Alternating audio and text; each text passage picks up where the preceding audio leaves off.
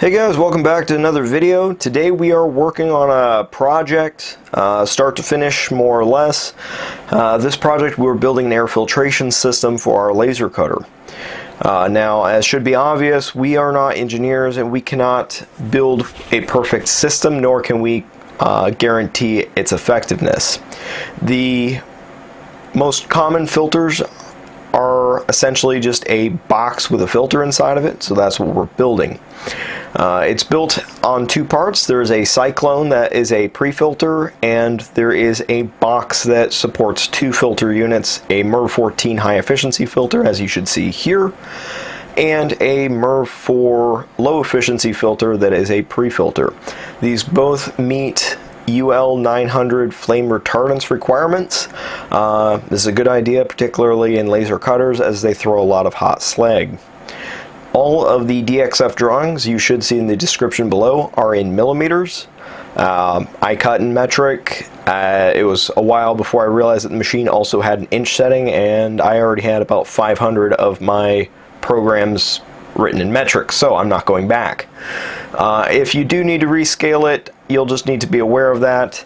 If you're going to, say, print it out to cut it, you can print this on paper, stick it to metal, and cut them out with more conventional tools if you don't have a laser cutter. The filter box on mine is made out of 16 gauge steel or 1.5 millimeter. I would not recommend going thinner than this, as the vacuum blower that came with my machine is capable of drawing 10 inches of water, which is quite a bit of suction and would be enough to implode the box if it were much thinner. I would highly recommend that you still discharge your air outside, as particulate filters cannot separate exotic gases that may be made by the laser beams. So now we're going to go into some of the files and take a quick look at them. This is fairly abbreviated, as this is a pretty long video, so enjoy. A very important thing, the names actually call out the thickness and the number of parts that you'll need for the design. So like in all of these cases, these are all 16 gauge components. Most of the air fitting parts are 22 gauge. And they'll have numbers for how many you'll need to make my combination. Now, once you understand how the parts kind of work, you'll be able to delete or modify components as you need to. So hopefully the files will be in the video description, and hopefully this will all be in the same layout. I don't know if I can do that or not. I'm really hoping that I can keep them all neatly organized. If they're not, the names should be exactly the same. So we're going to go into the box first. Let's go ahead and take a look at one of these parts.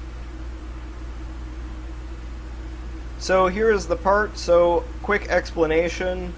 There are going to be two sizes of hole. I'm not 100% sure which size each of these are. There's a larger hole, which I believe is about a 0.205 inch. It's a clearance hole for a 1024.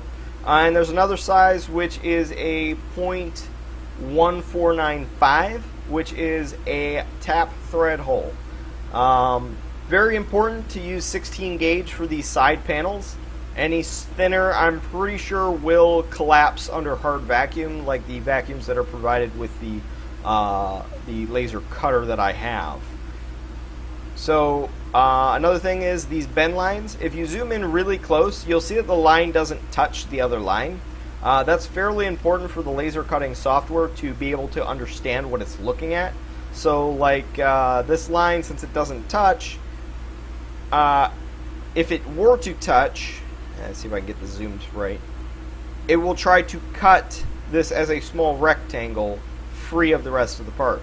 But being that it doesn't touch, you can change what layer that's on and make it an engraving cycle, like I'll show you later on in this video. So if the holes are smaller, you'll thread them with a 1024, and if they're larger, they're just a clearance hole. Let's jump into the next part. This component is one of the inside parts that holds the filter from sliding too far back inside of the mechanism. Not anything complicated, just a bend line in the middle and small holes for threading 1024 bolts. Alright, this one is called Output Panel. You get one of them, you have an input panel, an output panel. It mostly has to do with where these exhaust ports are. These are for 6-inch pipes. You could modify them, come up with your own flange scheme, but this works pretty good. And it's very important to keep these all consistent throughout the design. That way you can change things later on. Very simple, just have a bend line here. I'm sure these are clearance holes, and these are threaded holes. I can see that they're smaller than the other one. On this, we ended up drilling these later on. I'm going to leave them threaded like this, though, because if they were a straight pipe, they would have been very easy to bolt in. The only reason I did it is on the gate valves, I could not get bolts.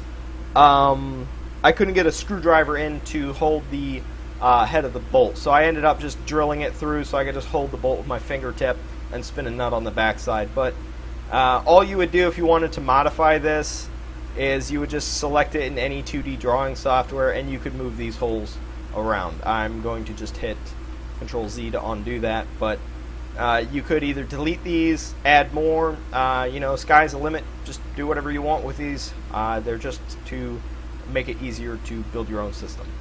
Alright, this one's called Input Panel. It's basically exactly the same as the Output Panel, except it only has a single hole. This is toward the front. This side is going to be where the access door is. This side gets bent to receive the back. This one is called Front 16 gauge times 1. It just gets one of these. This is one of the hardest panels to bend if you're using a finger brake. Pay attention to what order you bend these in. I believe we bent in kind of a circular pattern, and we made sure that the last panel fit neatly between the fingers. It worked out well for us. Just pay attention to it. These holes along the edges are for they're for tapping 1024s, and same thing, these are just bend lines. Very important with your bending brake is figure out where that line is going to be. That line is supposed to represent the center of the bend, so it is important to make sure you understand where that's going to be on your bending brake.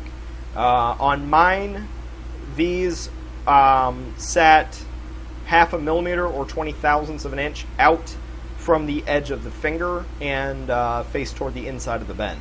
So that's how mine are calibrated. Yours should be pretty similar, but you should test it if you want to have maximum accuracy.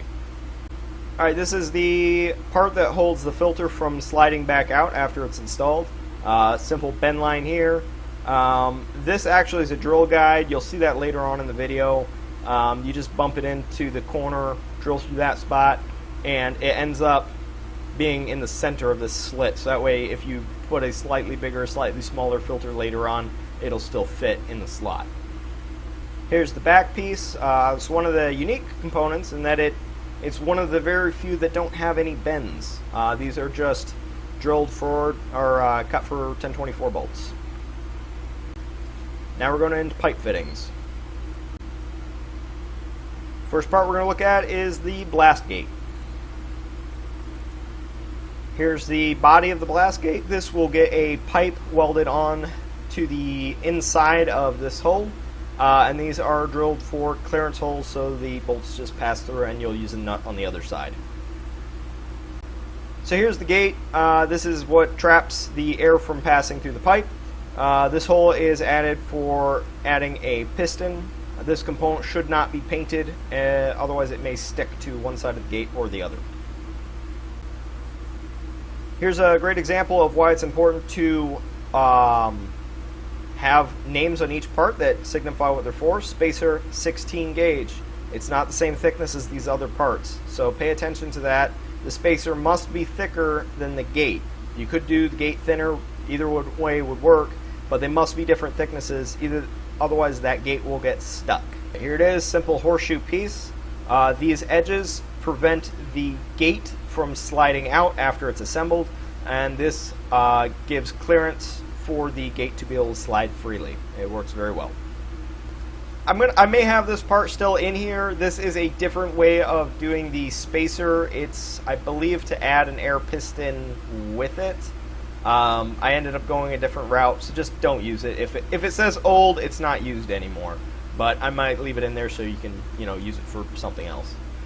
So let's look at some of the air piston add-ons. These are not necessary unless you're putting an air piston in. Alright, so this part is a arm that supports the end cap here, which holds the piston in this area here. This is a simple bend line, clearance bolt holes. This worked out really well. The only difference, you'll see that one is called air piston add-on A, the other one's air piston add-on B. The only difference is one is mirrored opposite of the other. That way when you assemble them, the bends both face the same way. It's just for making it nicer. You could technically build them all out of one side or the other, but it looks better if you use an A and a B part. Here's the end cap. These slits, these 3 slits go on the ends of the fingers. They're made for clearance for 16 gauge. If you're using a different thickness of material, you'll need to make these a little wider. The hole is purposely offset. Pay attention to that when you're assembling your piston. That your piston ends up center on your gate, because this, the center of this is off to one side of the gate, so it's offset so the layers all line up.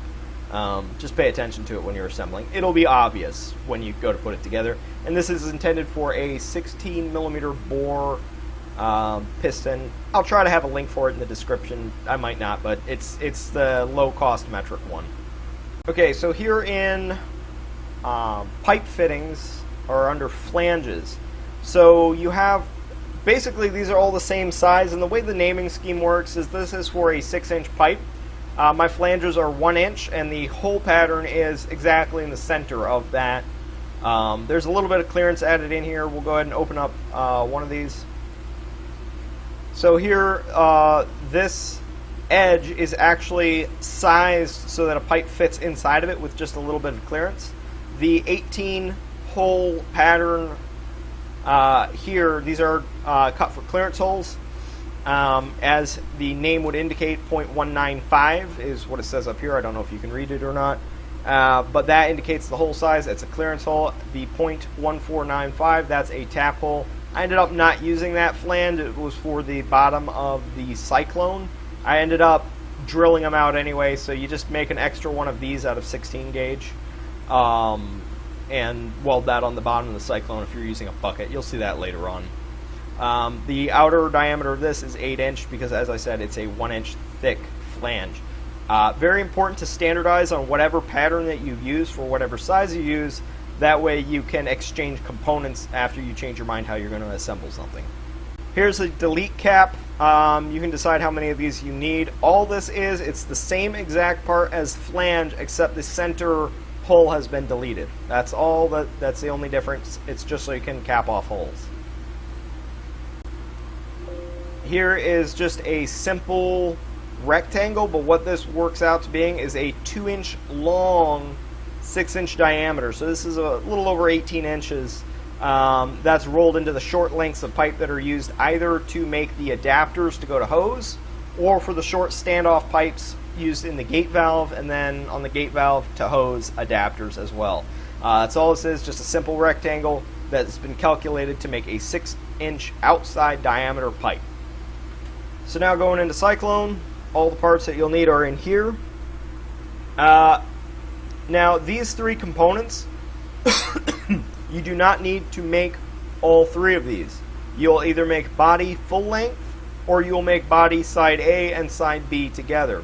The only difference from full body to body side A, side B is essentially what I did is I just drew a line across this, saved it twice, and then deleted one half or the other half to make side A and B. It's only because this component is too long and it does not fit in my 4x4 laser. If you have a 4x8, you can just use the full length one. Here's the cone. Not a whole lot to it. It'll end up making a 6-inch diameter ring at the bottom, and I think about a 19-inch at the top. I sized that for fitting inside of a drum as an optional mounting method. This is a pain to roll, as you'll see a little later in the video. Here's the input. It's obviously for the Cyclone. You'll connect one of your hoses from the base of your laser cutter to this section, and it'll be rolled along this axis and welded together. Here's the output. This part goes inside of the machine, inside of the Cyclone, and helps to draw the air out of the center of the cyclone. This engrave line, this is used as a welding line later on. It's very important that it ends up on the outside of the bend as you roll it, and it's also, this part's nearly square. It does help to indicate which way it has to go in the roller. So the rolling bend line will be this direction.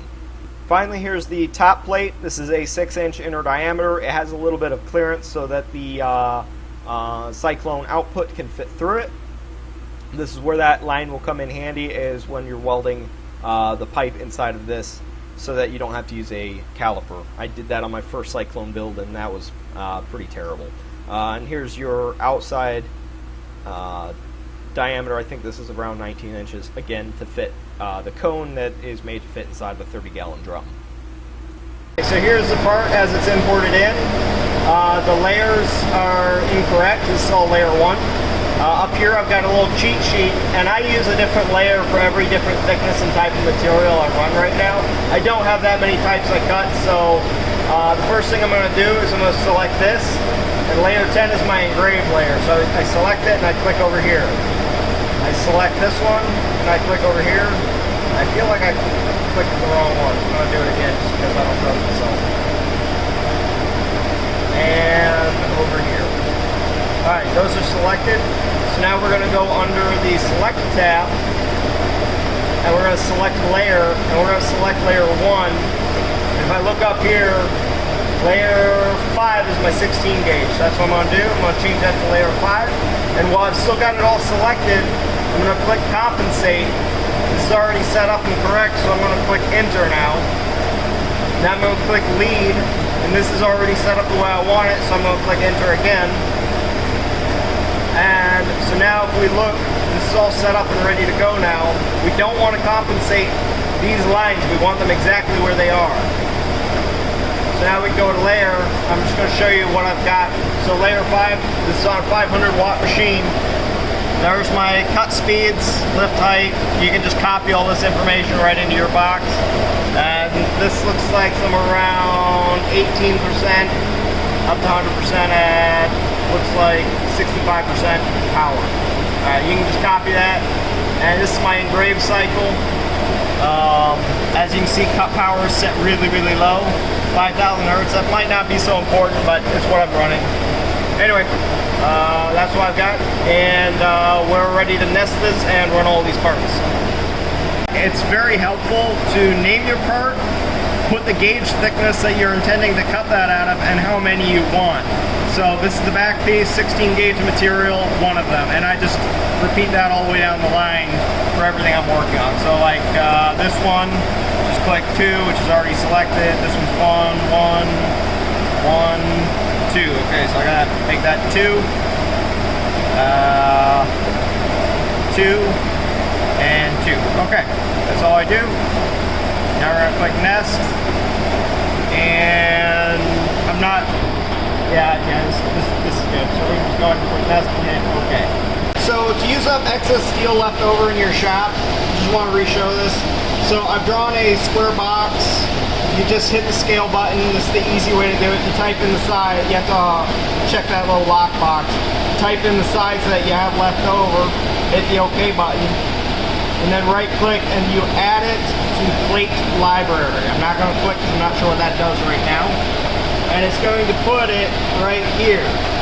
Add another one that's the size of your generic material, in my case 1220 by 1220, and just put a bunch of them in there, like 20 or something. And it'll use up the small one, the smallest piece first, biggest piece second, and it's going to stack the parts,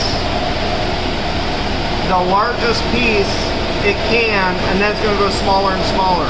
Now I've added this one part. This is not part of the air filter. It's just a part I use a lot, and so I just threw 500 of them on there, and it's filled them in around each sheet of material. Now this last sheet, these last 2 sheets, just delete them because I don't need them. So now we're gonna go ahead and start cutting this part. Oh, another tip. After you've set the laser on the corner and you turn the shutter off, for some reason the whatever mechanical mechanism that switches the beam off, it doesn't quite release all the way until the first. So like your first part will always be messed up. So a little simple way to fix that is press the laser. That's going to fire the beam for a second, and that opens the shutter. So now the first part won't have problems. I noticed that for like a year. The first part was always bad. After I started doing that, they're all good now. So now we're going to start it, and it's going to begin cutting. All right.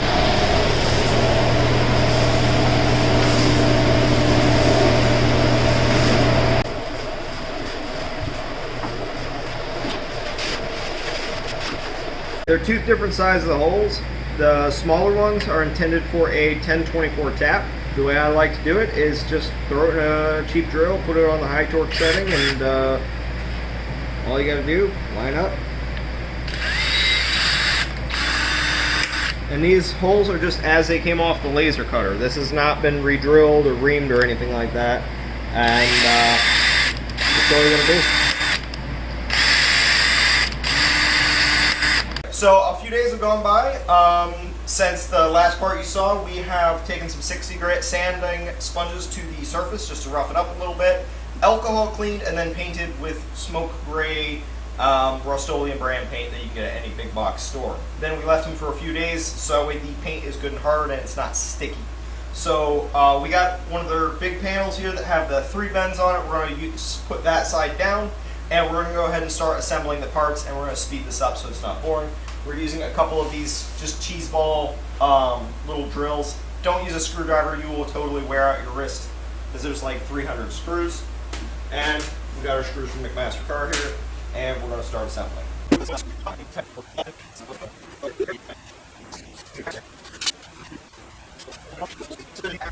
So just pointing out, no paint on this side, paint on that side.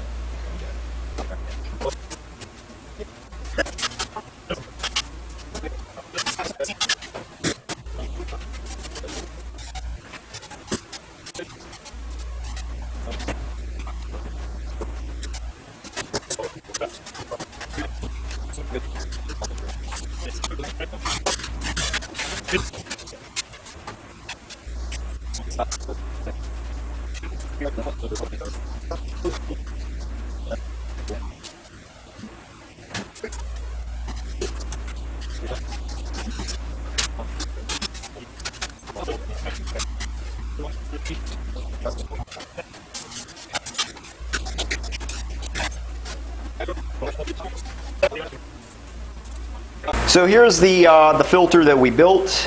We've added gate valves on each side, and we've automated this.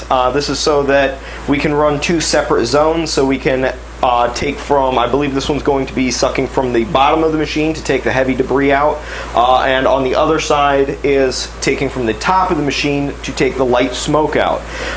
We're trying to do this as efficiently as possible, so we're going to start with using only one blower motor.